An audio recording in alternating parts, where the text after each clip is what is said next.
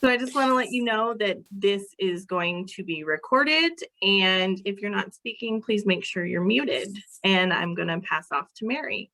Great. Thanks, Kristen, and special thanks to Jeff for joining us today.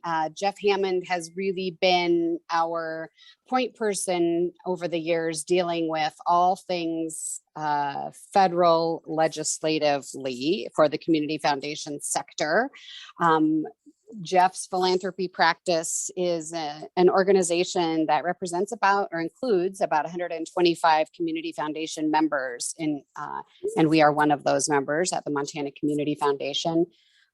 Many large community foundations and some small community foundations and all kinds of community foundations in between. But I think Jeff now has members in every state or almost every state. So yeah, almost every state. So you know, one of the things that we're happy to do today is bring this topic to you all because it seems to be getting a lot of attention and a lot of press. And we like to make sure that folks have relevant resources and information so they can be well informed. And that's really what the intention of today is. We've sent out to you several links of a couple of op-eds, the legislation itself. Our plan today is to spend no more than a half an hour just giving you kind of a high level perspective of, you know, the background of this legislation, what the proponents of the legislation think that they're going to be able to accomplish with this legislation if it passes, and then also hearing from the other side, which is Jeff's side, and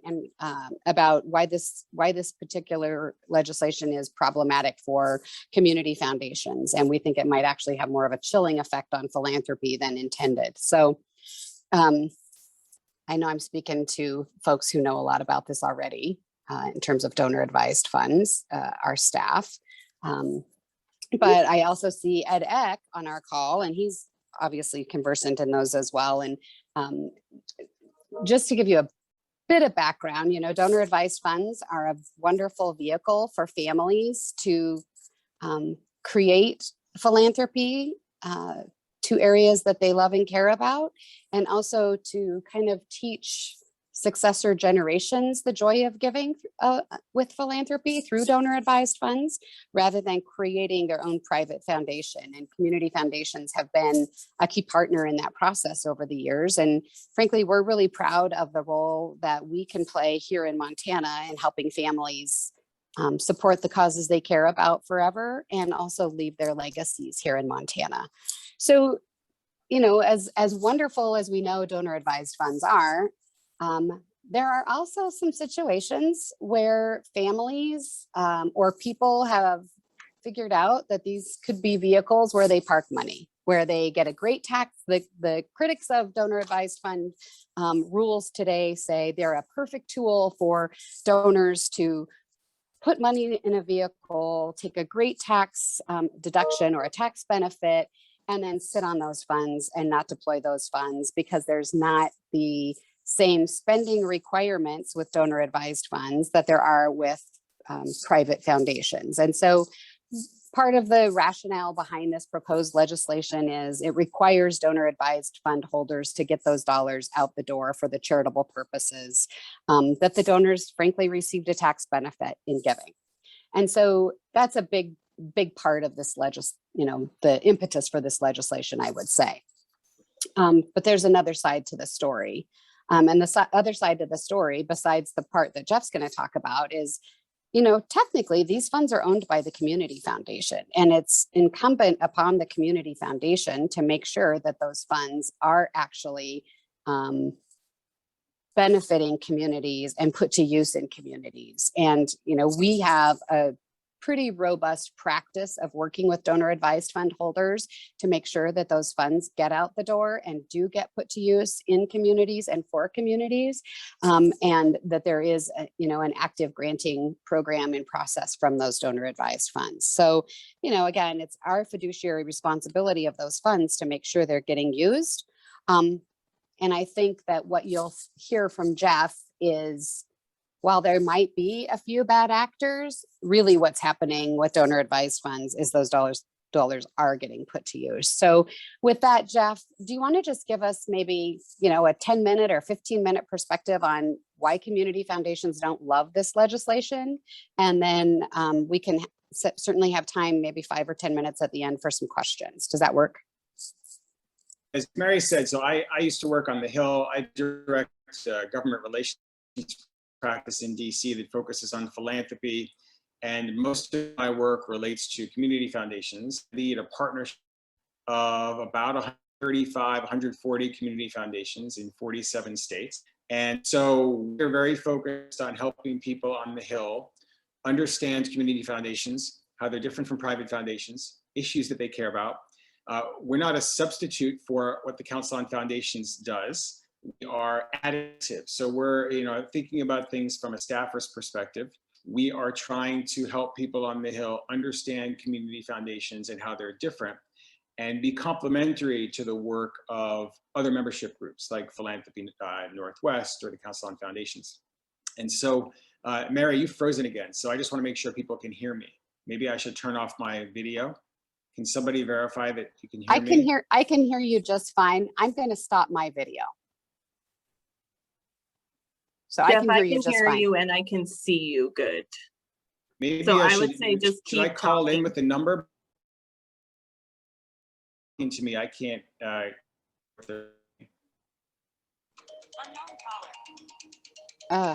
would say People there? we can hear you. We can hear you and we can see you. So I would say just keep going.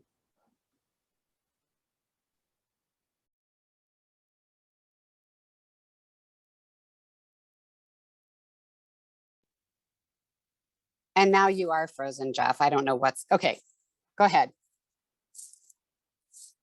You're on mute. Jeff is on mute. Jeff, you're on mute. Kristen, can you help us or not? Okay, sorry. Okay, got it. All right, it's just throwing me off that everyone else is frozen. So make sure that you guys can hear me. And so I want to make sure that's okay. So we are working in DC to help advance the interests of community foundations. For a number of years, well-known academic critics who've been pushing major reforms to donor advised funds. They don't like that there's no required payout rate. Their percentage of donor advised funds is coming out of money that would otherwise be going to end-use charities. They think that the high average payout rate is masking tremendous inactivity. And so we've had to push back against these folks.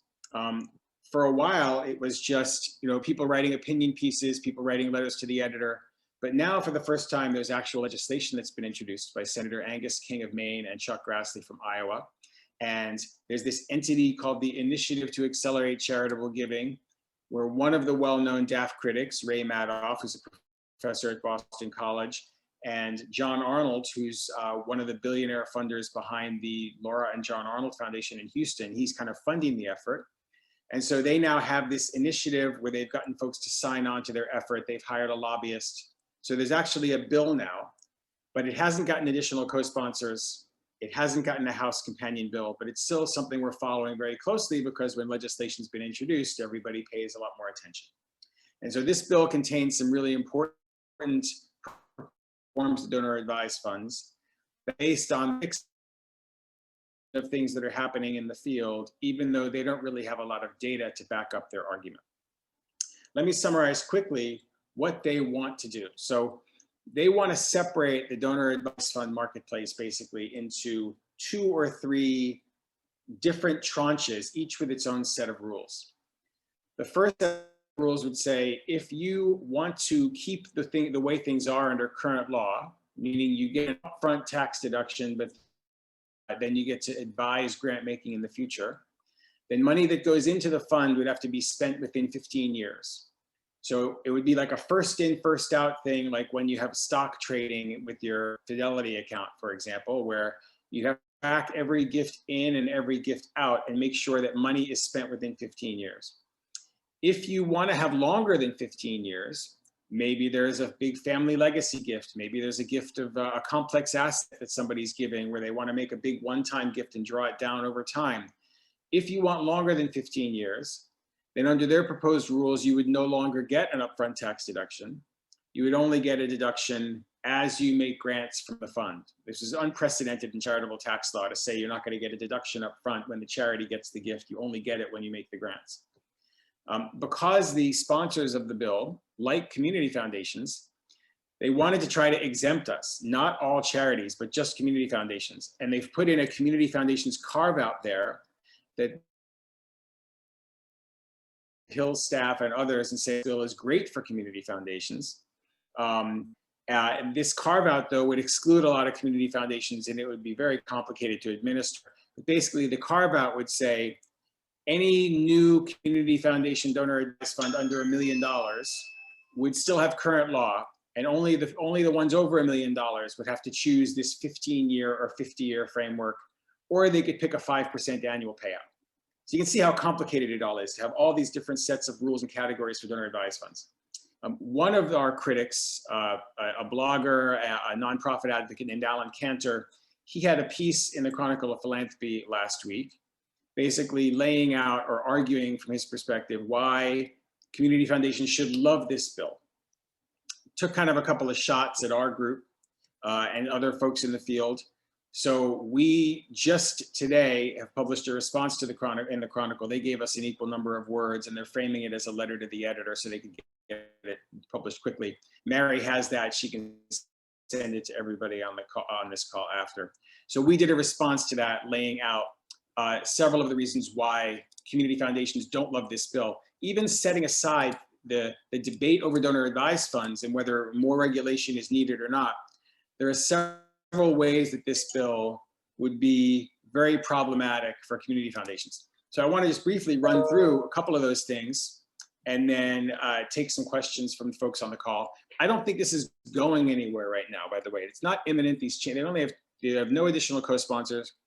But what this is doing is it's continuing this drumbeat about donor advised funds. And I think one thing I've noticed in our field with the CEOs that I speak with a lot is I think there's a growing recognition that something's going to come, that there's going to be some kind of donor advised fund regulation that will come down the pike. Maybe it won't be this year, maybe it won't be next year, but something's going to come. And so an important strategic question for our group and for other folks who advocate for community foundations is, if you think something's coming, would you rather shape it or respond to it? My personal view, being the kind of Kennedy problem solver person, is I'd rather view what's happening is you've got the most well-known critic of donor advised funds and two Senate sponsors who've now put something in federal legislation that basically says we think community foundations are special and different, even though they got genie back in the bottle. And so I think that gives us some leverage in the future when Congress starts to look at this topic. And so I would rather be offering up, maybe offering is the wrong word, but I'd rather be developing a set as far as what the critics want to do, but that are common sense reforms that the field can get behind to give staff on the Hill something to be for, as opposed to our field just saying no to everything. So that's kind of how I'm thinking about things. And I'm working with a lot of our CEOs about how to approach that strategically. But setting aside the arguments about whether donor advised funds are good or bad, or whether there should be payouts or whether there should be more regulation, here are some of the reasons that community foundations have a lot of reservations about this bill. The first is that the carve out that they've put in would actually exclude many community foundations. So we can't support a bill like that. The definition they put in is very oversimplified. It basically says, one of the main things in it is it says, if your organization has more than 75% of its assets in DAFs, then you don't count as a community foundation.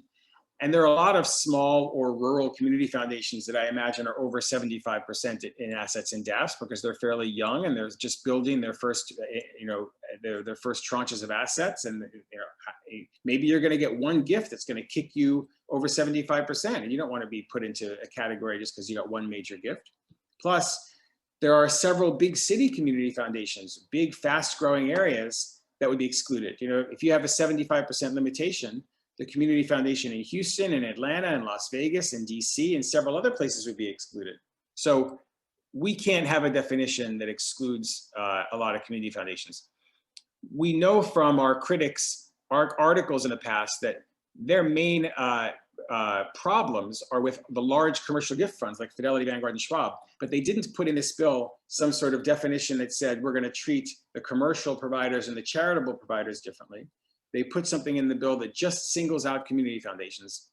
And I don't think most people in our field want to be separated from other allies like United Ways, Jewish federations, et cetera. So that's one problem we have, is the way they did the definition.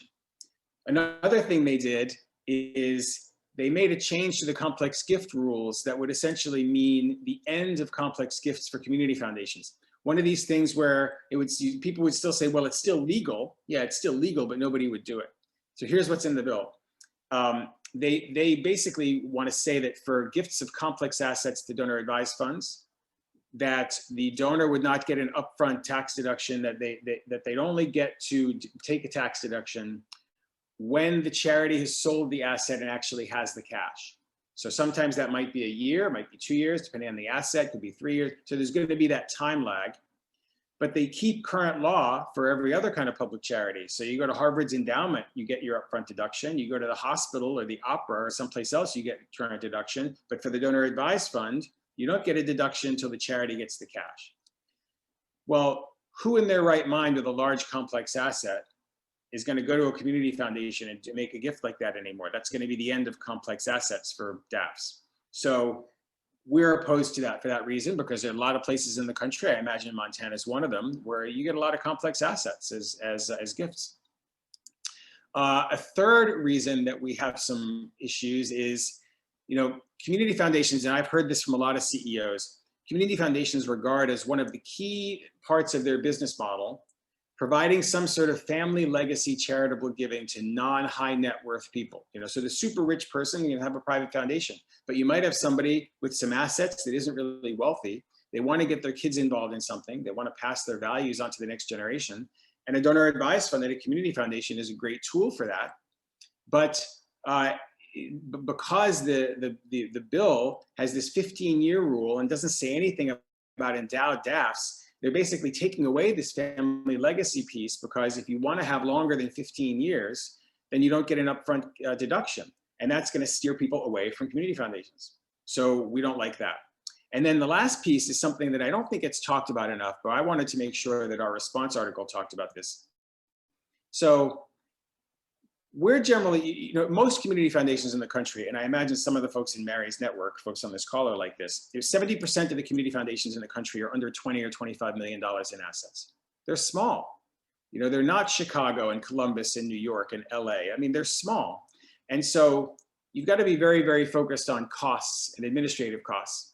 And when you have to put in place a first in, first out system to track your gifts in and gifts out, that's going to be pretty costly for small organizations. That's really easy for a big community foundation. It's really easy for, say, Fidelity, Vanguard, and Schwab, for example, because they already do FIFO tracking for their investment accounts, but it's going to be harder for community foundations.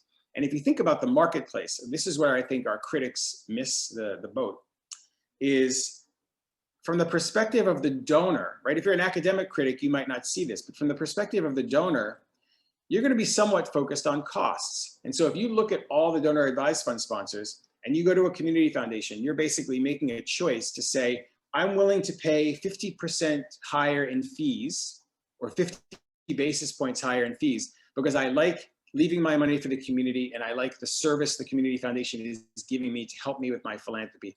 I don't want to be just transactional and have some sort of online account or an account at Fidelity. So I'm willing to pay a little extra to have something at the community foundation and get help. But if community foundations have to raise their costs to put in place these kinds of tracking systems, and that difference in basis points becomes 60 or 70, then some donors on the margin are going to say, well, that's too much. Maybe they're willing to pay half a point, but they're not willing to pay 3/4 of a point. And some folks on the margin are going to choose other providers. So we're trying to urge things from that competitive perspective, because if you look at the donor advised fund marketplace, you've got free donor advised fund providers like CharityVest, which is a free online provider. You've got the big players like Fidelity, Vanguard, and Schwab. You've got community foundations. You have other single issue charities.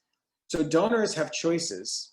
And so we need to make sure that we are still staying competitive. And so what we try to emphasize in this piece is we don't necessarily want to give a disadvantage to our competitors, but we don't want to be disadvantaged ourselves by putting in place a system that's going to make it harder for community foundations to attract donors in the future. Finally, before I take questions, just an editorial comment on my own, and this is kind of like, I will willingly admit this is East Coast snark, okay? So Mary, since this is where I am. So, you know, the motivating thing behind this initiative to accelerate charitable giving, if you read Alan Cantor and you read what John Arnold's written and you read what Ray Madoff has written and others, is they want to get more money out of endowments, the money that's sitting there that's been given to charity. They look at the country and they say, there's this tremendous need and all this money is sitting there. Let's get that money out the door. How do we accelerate that money out the door? Yet what they've introduced, it only counts prospective. That to me, like, that's just ridiculous from my perspective. Like, Hey, if Jeff. you're charitable giving, you can't have perspective only. You won't see it for 15 years. Yes. You said if they want to get that money out the door, and then we had a little bit of a glitch. Would you mind just restating that part? Sure. Yes. If you want to get the money out the door, don't introduce a bill that's perspective only, right? The whole motivating factor for their initiative was getting money out of endowments, but yet they exempt all the current funds, current private foundations, current money that's in endowments, current donor advised funds. The bill's perspective only. So I think they're going against the very thesis that they're operating on. They say they want to accelerate charitable giving, but they're exempting all the current accounts. I think it would be better to do something simpler that would apply to everybody and apply to current funds now. There are lots of things they could do that would be simple and easy to do that would accomplish some of what they want to do, not go as far, but accomplish some of what they want to do. So that's just my perspective, is I just don't think that makes a lot of sense to do something perspective only where you won't see any benefit for 10 or 15 years. So with that, I will stop and take questions, and hopefully I'll be able to hear other folks on the call when they're talking to me. But I hope that's a good summary, and I'm happy to hear what your folks have to say. That's very helpful, Jeff. I think that one of the things we know from participating with you and having a call with Ray and doing some readings is it's complicated by the fact that almost all of our DAFs are permanently endowed, and you know how those are going to get it, how those would potentially be administered is not clear, and what would count and what wouldn't count and all of that. So it's, you know, the devil's always in the details. And unfortunately, at this point, a lot of the details really aren't defined yet. With that, I'm guessing Ed Eck is on this call because he's very intrigued by this and might actually have a question. And anyone else who's with us today, feel free to put your question in chat or unmute yourself. We're probably gonna maybe take an extra 5 minutes than we had originally planned, but we can wrap up sooner if we need to. So does anyone have any questions of Jeff?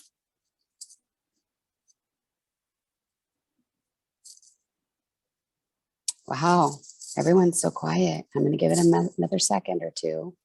I could. We might. Yeah, the fact that, you know, I do like your approach, and I'm going to ramble until somebody interrupts me with a question. I like your approach, Jeff, of, or I like to hear, you know, we don't really think this is going anywhere, but because this is elevated now to actually have a proposed piece of legislation, we want to be as proactive in presenting some part of the solution to whatever the defined problem actually is and be part of that process. I like that approach. And we're happy to be part of that conversation too, as you move forward. So Jeff, last call. Oh, go ahead. what can our local community foundations do to get involved in this? So our smaller communities to be a part of this to make sure that it doesn't pass. Yeah, well, we're very focused in our advocacy anyway on members of Ways and Means and Finance Committee. And I believe that, actually, no, I don't think anybody from Montana is on Ways and Means or Finance, right? So it's kind of been less direct for Montana right now. Like if Baucus was still on Finance, that'd be a different thing. I would say it can't hurt to send notes to staffers on the Hill, you know, and if Mary wanted to, I could organize a meeting with, say, Montana senators and stuff. But I would say right now, given that your folks aren't on the finance committee and everybody is really busy with the infrastructure bill and everything, I think right now it's not necessary. I don't hear anybody beating the drum for this. I would say just kind of to be aware though. And one thing I guess I would think, because I hear this a bit, so one of the angles that the supporters of the bill are taking, and Mary has been kind of roped into this a little bit, is the supporters of nonprofit associations trying to urge them to be supportive of the bill, are calling in the local community saying, hey, this bill about it that way. So I would say, to the extent local nonprofits who owe their existence to sort of donor fund grants, like maybe they don't know it, maybe they just get a check and they don't know where it comes from. Like that's a point of miscommunication our field has, right? Where charities might say there's all this money in donor advised funds, but we're getting, we don't know it's DAF money. So I think it'd be important to kind of help your grant making network understand the value of donor advised funds and what that means for them. And I will say, just maybe for Ed's information, when we award grants out from donor advised funds, we make sure that the benefiting organization understands the source of those funds and also designated funds. So I think we've done a good job there. It sounds like at this point, our call to action is just be informed, pay attention, and Jeff does a great job of reaching out to us. I was able to schedule a call with Jeff and Liz Moore. Jeff, you kind of broke up in there, but the point Jeff was making is the proponents of this bill have been reaching out to the statewide nonprofit associations to try to convince them that they need to take a position. And I think Liz Moore here in Montana is thinking about what that looks like for M&A and may take it to their governance committee or may just decide to do nothing at this point. So I'm not speaking for M&A or Liz, but she is aware of the issue, and Jeff briefed her on kind of the community foundation perspective as well. Yeah. Great. Okay. Any other questions? Otherwise, I think we'll be ready to say thank you to Jeff, and I hope you have a good vacation. Thank you.